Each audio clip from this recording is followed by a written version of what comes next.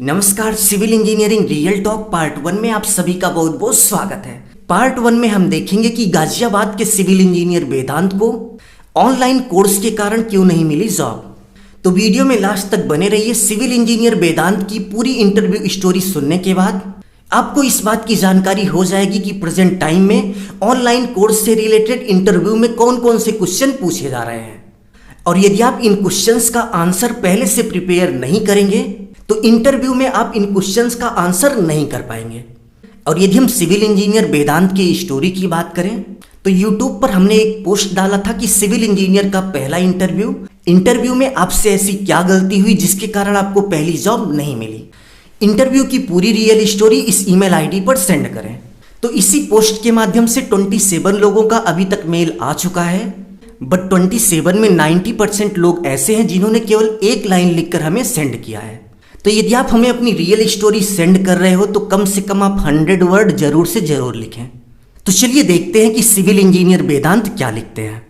लिखते हैं कि मैं वेदांत गाजियाबाद का रहने वाला हूँ। मेरा 2019 में बीटेक कंप्लीट हुआ। बीटेक कंप्लीट होने के बाद एक लिमिटेड कंपनी में जॉब इंटरव्यू के लिए गया। इंटरव्यू के स्टार्ट में हमसे 5 क्वेश्चन पूछे गए। मैंने सभी का जवाब दिया। आगे लिखते हैं कि 5 क्वेश्चन पूछने के बाद इंटरव्यूअर ने मेरा ओरिजिनल डॉक्यूमेंट मांगा। आगे लिखते हैं कि तो मैंने यहीं पर सबसे बड़ी गलती कर दी।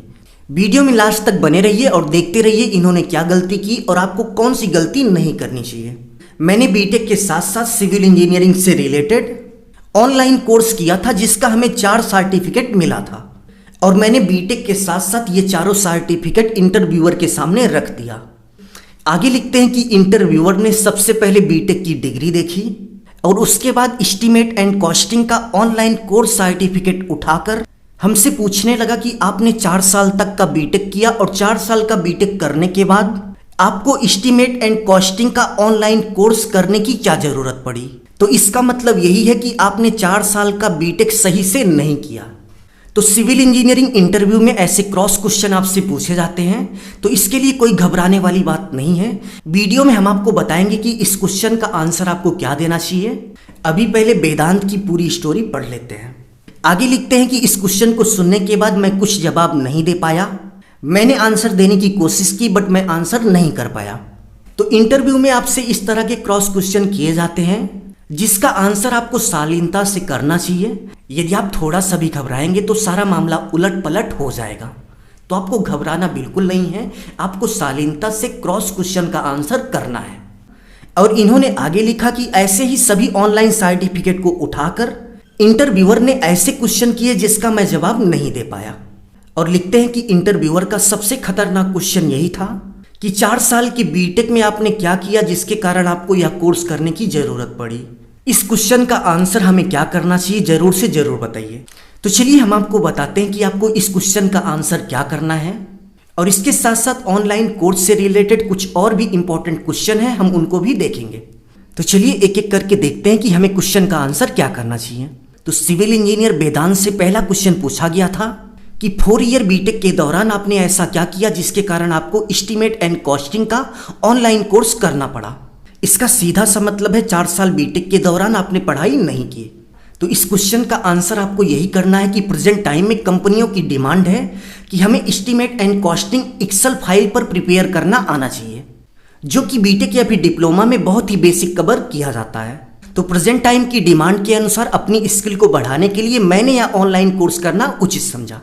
तो यदि आप इतना आंसर कर देते हो तो इंटरव्यूअर समझ जाएगा कि यह कोर्स करने का आपका मोटिव क्या था।